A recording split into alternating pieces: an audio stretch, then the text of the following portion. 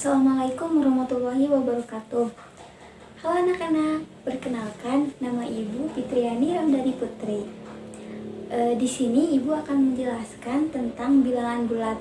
Nah, apa sih bilangan bulat itu? Nah, bilangan bulat itu merupakan gabungan dari bilangan cacah dan bilangan asli. Yang pertama, bilangan asli. Bilangan asli itu merupakan bilangan yang dimulai dari angka 1, 2, 3, dan seterusnya. Lalu, apa itu bilangan cacah? Bilangan cacah itu adalah bilangan asli yang ditambah dengan angka 0. Jadi, 0, 1, 2, 3, dan seterusnya. Nah, untuk bilangan bulat itu sendiri apa sih, Bu? Nah, bilangan bulat itu sendiri adalah gabungan bilangan asli dan bilangan cacah yang ditambah dengan bilangan negatif. Contohnya seperti negatif 1, negatif 2, negatif 3 gitu. Jadi bilangan bulat itu terdiri dari bilangan asli, bilangan cacah, dan bilangan negatif. Nah, sekarang Ibu akan membuat garis bilangan bulat.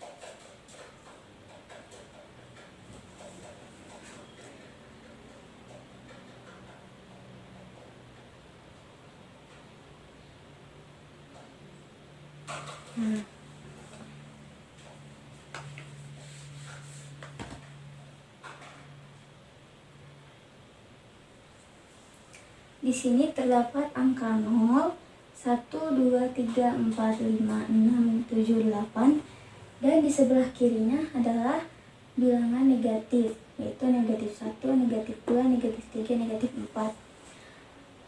Untuk pengerjaannya bagaimana, Bu? Jadi begini. Jika kita berada di antara 0, ini di sini, jika kita berjalan ke sebelah kanan, maka nilainya akan menjadi besar. Semakin ke kanan, angkanya makin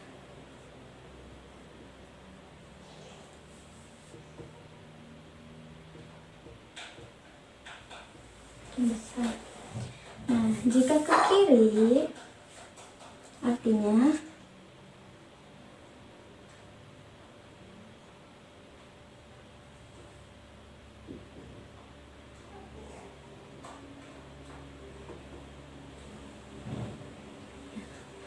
kenapa sih bilangan negatif itu berada di sebelah kiri angka 0? Nah, ini karena bilangan negatif itu artinya kurang dari 0, sedangkan bilangan positif adalah bilangan yang nilainya lebih dari angka 0. Begitu adik-adik. Nah, sekarang Ibu punya soal. Ini soalnya.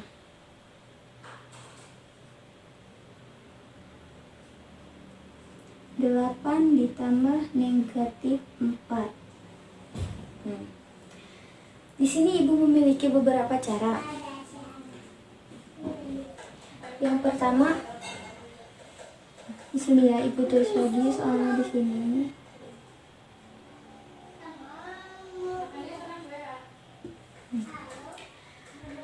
Cara yang pertama adalah kita mencari angka yang besar, angka terbesar dari 8 dan negatif 4.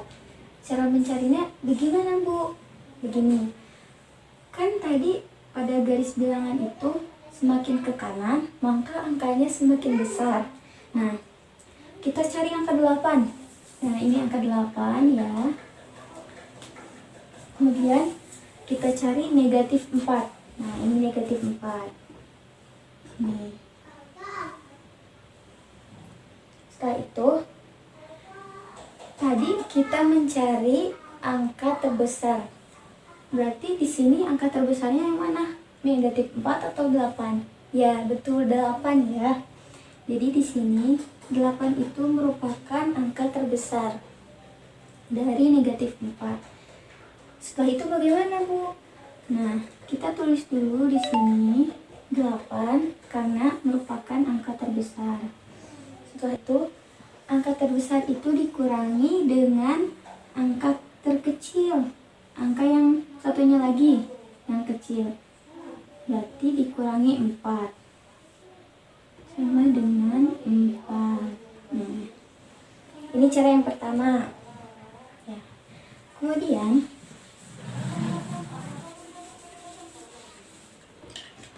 untuk cara yang kedua, Ibu mempunyai rumus. Sini ya rumusnya ya.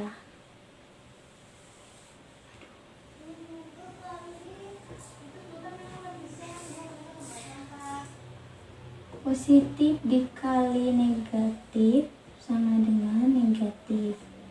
Negatif dikali positif sama dengan negatif. Positif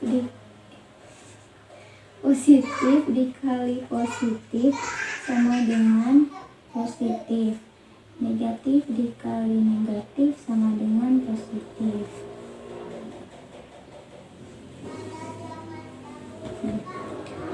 Ini rumusnya ya. Nah, sekarang kita tulis lagi soalnya. 8 ditambah negatif 4 sama dengan. Nah, caranya begini. Kita cari tanda ini. Positif dan negatif. Ini dikalikan. Positif kali negatif. Kita lihat di rumus. Coba. Ini sama kan? Tuh, positif kali negatif. Ini positif kali negatif. Jadi isinya jadi begini. Kita tulis dulu angka 8. Nah, kemudian untuk mengganti ininya di sininya kita harus apakan nanti cara penyelesaiannya? Kita lihat di rumus tadi. Kalau positif kali negatif itu adalah negatif ya. Jadi di sininya negatif 4. Kita masukkan angka 4-nya. Sama dengan 4. Itu cara yang kedua ya.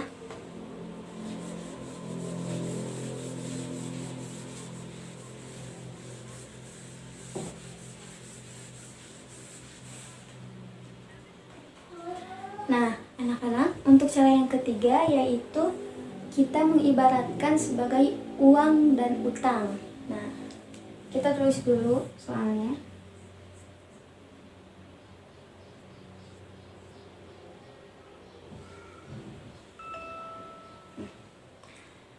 Setelah itu, kita ibaratkan yang positif itu misalnya uang.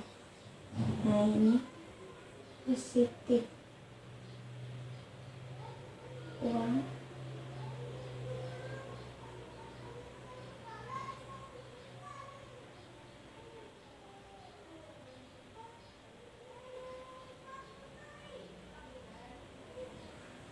Sedangkan negatif itu utang yang harus dibayar.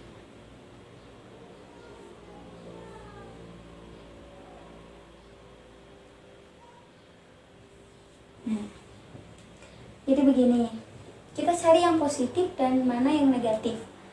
Nah, angka 8 ini bernilai positif, sedangkan angka 4 ini bernilai negatif. Ya, udah jelas ya. Nah, sekarang uang itu akan kita bayarkan ke utang yang tadi. Nah, di sini 8 itu tadi diibaratkan sebagai uang. Dan untuk 4-nya ini, negatif 4 ini kita ibaratkan sebagai utang. 8 uang ini kita bayarkan ke utang ini. Nah, jadi 8 dikurang 4 sama dengan 4. Gitu. Ini untuk cara pengibaratan uang dan utang. Nah, masih ada lagi gak, Bu? Nah, masih ada lagi ya. Nah, kalau untuk yang ini sekarang Ibu akan menjelaskan tentang cara konkret cara konkretnya itu bagaimana? Jadi kita menggunakan garis bilangan ini. Nah, di sini ibu punya media.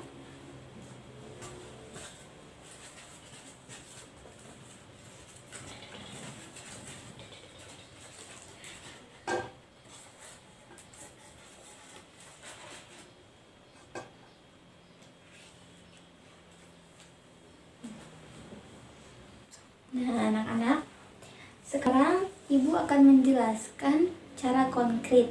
Nah, cara konkret itu bagaimana, Bu?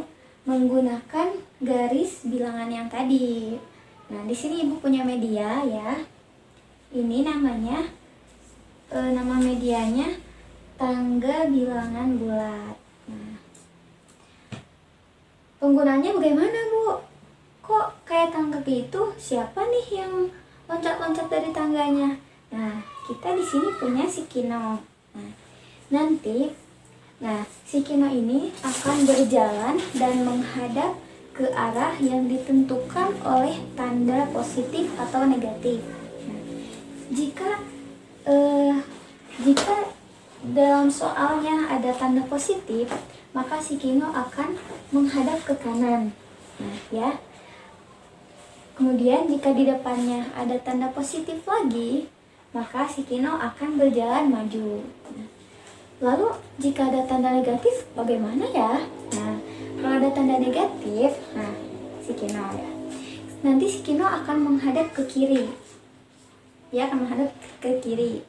Setelah itu, jika di depannya ada tanda negatif lagi, maka si Kino akan berjalan mundur. Nah, begitu juga sebaliknya. Nah, sekarang kita tulis dulu soalnya.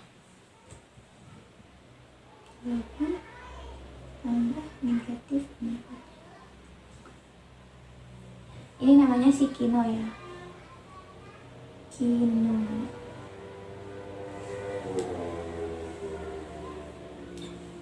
Sekarang yang kita cari itu apa dulu ya? Kita harus menentukan apa dulu nih? Nah, di sini kita harus menentukan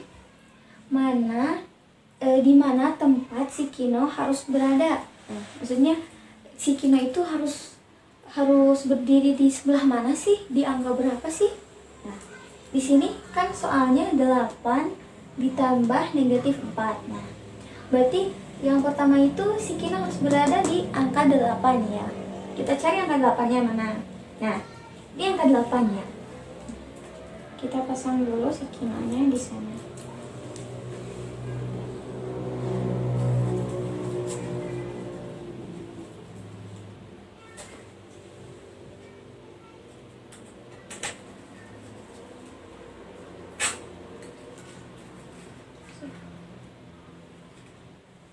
Nah, itu si Kino-nya sudah berada di angka 8. Setelah itu, nah ini di sini ada tanda apa, anak-anak? Nah, di sini ada tanda positif kan? Di rumus tadi, kalau ada tanda positif itu harus hadap kemana? Nah, sini ada ya. Jika ada tanda positif, maka si Kino harus menghadap ke kanan. Kita hadapkan si Kino ini ke kanan. Nah, gitu. Si Kino sudah menghadap ke kanan. Setelah itu bagaimana? Nah, di depannya ada tanda apa? Nah, di sini ada tanda negatif. Di rumus tadi, kalau ada tanda negatif, berarti si Kino harus berjalan mundur. Nah, berarti si Kino di sini harus mundur. Nah, mundurnya berapa kali, Bu? Mundurnya sesuai angka di sini. Di sini setelah tanda negatif ada angka 4. Artinya si Kino harus mundur sebanyak 4 kali ya. Nah, kita mundurkan. 1, 2, 3, 4. Nah, sini.